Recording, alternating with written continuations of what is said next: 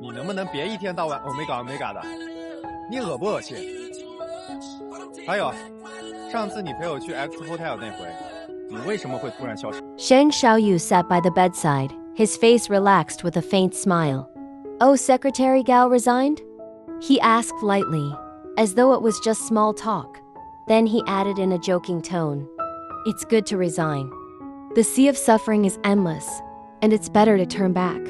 Secretary Gao finally figured it out and knew he had to give up the dark and join the light, to escape from the sea of suffering.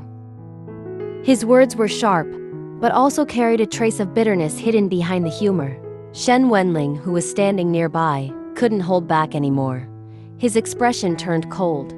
With one swift movement, he kicked the head of the bed. His voice was low and dangerous. Shang Xiaoyu, you don't have to speak if you can't. But I know you are not mute. The air grew tense between them. On the table, a bowl of freshly cooked fish soup steamed, the fragrance filling the entire room. The soup was milky white, rich and mouth-watering. The aroma tempted even someone like Shang Xiaoyu, who usually had little appetite. He lowered his head, scooped a spoonful, and took a sip. Objectively speaking, the soup was indeed delicious, fresh, smooth, and not greasy at all. Before he realized it, he had already taken several more sips. Shen Wenlang noticed and chuckled softly. Little cat, is the fish soup delicious? Shang Xiaoyu froze. He put down the spoon, lifted his head, and wanted to throw back a harsh remark, something sharp enough to cut through Shen Wenlang's arrogance. But before he could speak, his body betrayed him. His stomach suddenly twisted violently, and a wave of nausea surged up his throat. The soup that had tasted so light and fresh now felt like thick grease, pressing heavily in his chest and choking him. He gagged and suddenly bent forward, retching uncontrollably. The sound of his vomiting echoed in the quiet ward. Shen Wenlang's expression changed instantly.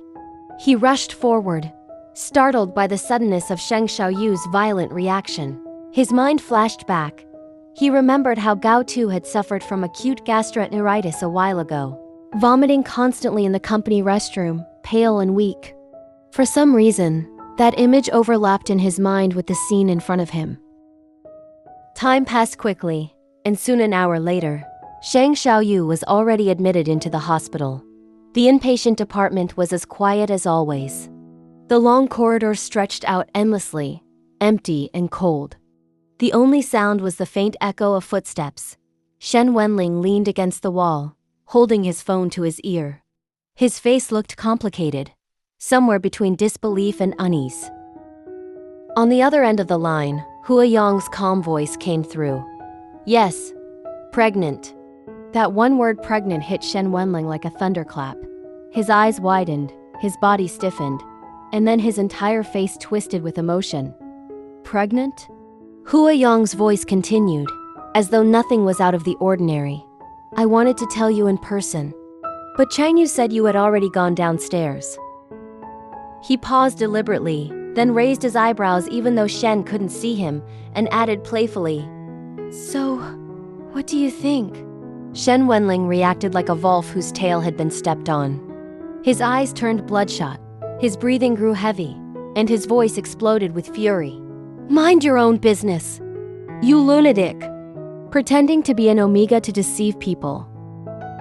His roar shook through the corridor, startling the few nurses walking past. But Shen Wenlang didn't care. He slammed his phone shut with trembling hands, cutting off Hua Yong's smug tone. For a moment, he just stood there, chest heaving. Then he began pacing back and forth along the corridor, arms crossed tightly across his chest.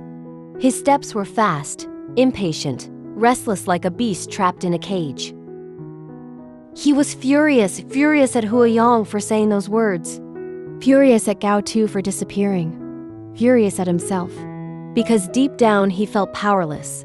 No matter how he tried to deny it, Shen Wenlang couldn't explain why his heart was pounding, or why he had come to the inpatient department in the first place, refusing to leave. He hadn't seen Gao Tu for 3 days. 3 whole days. In all the years they had known each other, this had never happened before. Gao Tu was a beta. Quiet, obedient, taciturn. He always followed Shen Wenlang everywhere like a shadow, never far away, never out of sight. Shen was used to it, so used to it that he had taken it for granted. But now, for 3 long days, Gao Tu had been gone. Shen Wenlang clenched his fists. Just thinking about it made a deep emptiness gnaw at his chest. A hollowness he couldn't ignore, no matter how much he tried. It was an emptiness so sharp it bordered on panic. The thought that this absence might become the new normal terrified him more than anything. And so, with that discomfort clawing at him, Shen Wenlang had grabbed the flimsy excuse of visiting Hua Yang. But the truth was, he wasn't here for Hua Yang at all. He had barely stayed in Hua Yang's VIP ward. In fact, his visits there were short, almost perfunctory. Instead, Shen Wenlang spent most of his time several floors away, lingering in a quiet corner of another ward. From a distance, he watched. His sharp eyes followed every move of the man he pretended not to care about. There, in that ward, Gao Tu busied himself taking care of his sister. His figure was tired, his posture bent, but his presence steady, gentle, and entirely focused on his family. Shen Wenlang stood far away, hands shoved into his pockets, his expression unreadable. But inside, his emotions surged like waves in a storm. He wouldn't admit it aloud, but every time he caught sight of Gao Tu's familiar silhouette, the suffocating emptiness in his chest loosened, just a little. And when he turned away, leaving the ward behind, the emptiness returned with crushing force. Shen Wenlang hated this feeling. He hated the loss of control. He hated the idea that Gao Tu might no longer orbit around him. But most of all, he hated himself for realizing only now how deeply tied he was to Gao Tu's quiet presence. Was this fear? Or was it something else? For the first time in years, Shen Wenlang didn't have the answer. This was the turning point.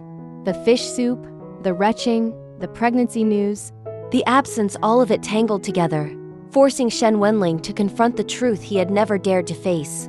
He wasn't just angry at Gao Tu. He wasn't just panicked at the idea of being deceived. He was terrified of losing him. And that fear, no matter how much he tried to bury it, had already begun to control him. And that's where this chapter of Abo Desire leaves us. Shen Wenlang, torn between pride and vulnerability, and Gao Tu, quietly slipping beyond his reach. What started with a bowl of fish soup has now unraveled into secrets, misunderstandings, and feelings neither of them can put into words.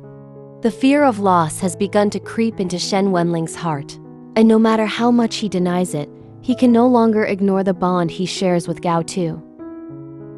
If you enjoyed this episode of Abo Desire and want to see how their complicated story unfolds, don't forget to like this video, subscribe to the channel, and hit the notification bell so you never miss an update.